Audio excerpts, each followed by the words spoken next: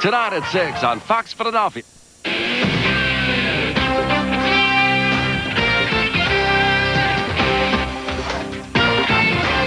Good evening, I'm Jill Chernikov. And I'm Rich Noonan. Twister terror in the South tonight. That's first on Fox. Dozens of people are dead after tornadoes ravaged towns all over Alabama, Georgia, and Tennessee. As so often happens, they came in the dark of night, catching the victims off guard. Aside from the horrendous human toll, the tornadoes damaged or destroyed thousands of homes and businesses. Entire towns have been leveled. Mike Emanuel joins us from just outside Birmingham, Alabama, with the latest. Mike? The search for survivors is essentially over following a deadly tornado which claimed 32 lives here in Alabama, mostly in this area. Tonight there is great shock and disbelief here. The destruction shows a tornado that was 1 mile wide and 20 miles long, most severely damaging Jefferson County, Alabama.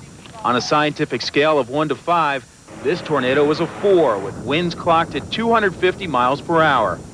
500 homes in this 3-county area west of Birmingham were flattened or close to it. Another 400 sustained some damage. The Oak Grove School was one of the obvious casualties.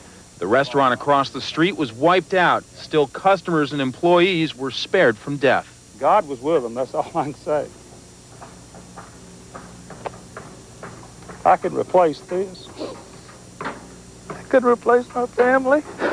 Tornado alarms sounded 39 times, warning residents. Otherwise, the death toll could have been much higher. Some people just didn't have a place to hide, you know. What are you going to do? You know, you're in your home. If it destroys your home, you get blown away with it. The same storm system produced deadly tornadoes, killing at least 8 in suburban Atlanta and 1 person in Mississippi. Near Birmingham the day after, you can smell the pine trees, which were snapped like toothpicks.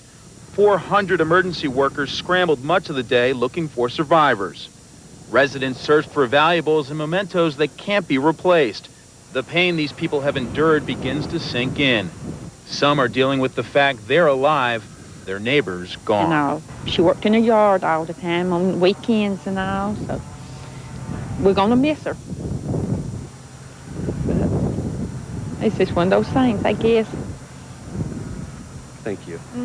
This area is under a curfew until dawn. Vice President Al Gore and the FEMA director will be here in the morning to survey the damage and lend their support. In Concord, Alabama, Mike Emanuel, Fox News. All of that severe weather stayed to the south of us today. Certainly had a lot of rain, still raining out there. Frank is here with an update on first weather. Frank? Luckily, Rich and Jill, all the tornadic thunderstorms did stay to the south of us. We did have some reports of some pea-sized hail and strong winds across parts of New Jersey. Fox Doppler radar will show you.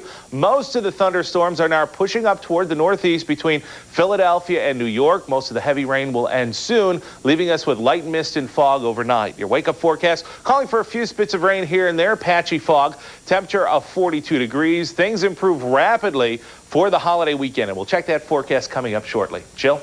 All right, Frank, thanks.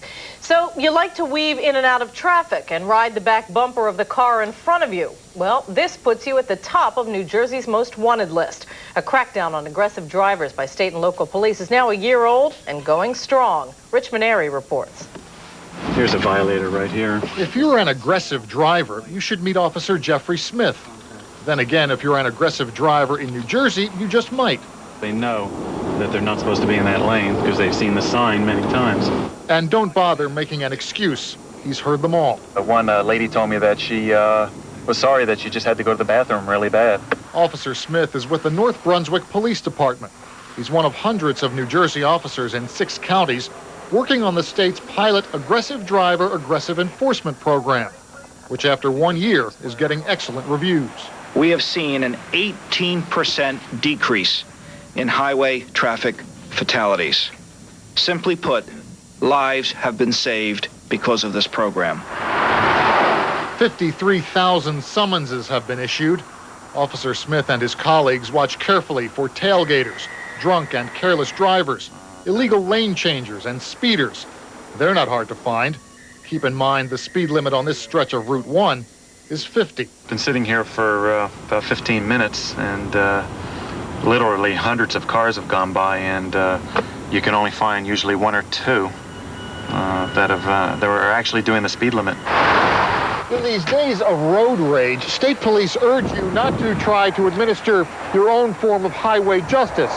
There are some things you should and should not do when you encounter an aggressive driver. Try to get out of the way.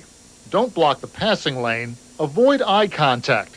Don't challenge an aggressive driver, and by all means, don't make or return any gestures. There's so many serious accidents and fatalities out on these highways. Officer Smith realizes not everyone hears his message or pays attention to his radar. So he has one more thing to show you. The work of someone who didn't listen. In North Brunswick, Rich Maneri, Fox News.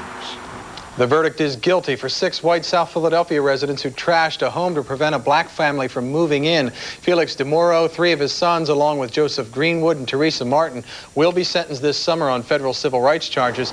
They caused extensive damage to a home on the 2500 block of South Franklin Street in the summer of 1996 when they heard a black family was moving in. The prosecutors say the evidence told the story. Showed basically that they didn't want black people to live on that block, and they did everything they could to make sure they didn't get there. Taylor says this is a case that just probably shows the ugly reality of Philadelphia. A 6th man has been sentenced for his role in the assault on a black family that led to weeks of racial tension in the city's Grays Ferry section. Mark Layden was sentenced to 3 to 12 months behind bars and 30 hours of community service. 5 other men have already been sentenced for attacking the family of Annette Williams in February of 1997. Police in Newark, Delaware are investigating a shooting by one of their own that left a 40-year-old man in critical condition. Newcastle County Police say they received a call to check on the welfare of the caller's relative. 3 officers went to check at the man's home at the Admiral's Club Apartments on Kirkwood Highway. When they got no answer at the door, they entered the apartment with the help of maintenance, rousing the man from sleep. The man, police say, then armed himself with a knife and lunged at an officer. Another officer then fired 3 shots, striking the man in the chest. The names of the victim and police officers have not yet been released. He's an outsider, but his new top command is from the inside. Philadelphia Police Commissioner John Timoney announced 5 new deputy commissioners today. Timoney says his number 2 man will be Deputy Commissioner Sylvester Johnson. Also announced was a new internal affairs team to keep tabs on all the officers. Timoney says he's happy with his appointments, but warns that everyone is expected to perform. I can guarantee to you a year from now, we will take a second look, and if we're happy, great. If we're not happy, there'll be more changes. The commissioner also appointed a new science and technology team to make sure officers have the latest tools to fight crime. Should women be Catholic priests? Some protesters outside the Basilica of St. Peter and Paul this morning said, you bet. The Southeastern Pennsylvania Women's Ordination Conference held its annual Holy Thursday protest. This is the 11th year the group has held a protest to support the ordination of women in the Catholic Church. Church doctrine strictly prohibits that. The women demonstrating say that rule is the rule of man, not the God in which they believe. Christians around the world are marking Holy Thursday with special services. At the Cathedral of the Immaculate Conception in Camden, Bishop James McHugh held the annual Mass of the Lord's Supper. The service marks the end of Lent and the Christian belief that Jesus was crucified, buried, and rose from the dead. For many Christians, this is known as Holy Thursday, the day recognized as Christ's Last Supper before he was crucified. In one Southwest Philadelphia church, a clear depiction stands at the altar, a statue too bloody for some to even look at. Karen Thomas joins us now from our newsroom with more on that. Well, Jill, there was a steady stream of visitors tonight at the St. Mary's of Częstochowa Church. It's a little Polish church in Eastwick, and to celebrate Holy Thursday and Good Friday, a statue of Christ is displayed. But the plastic figure has slashes and cuts all over it. It is a gruesome but realistic depiction of suffering.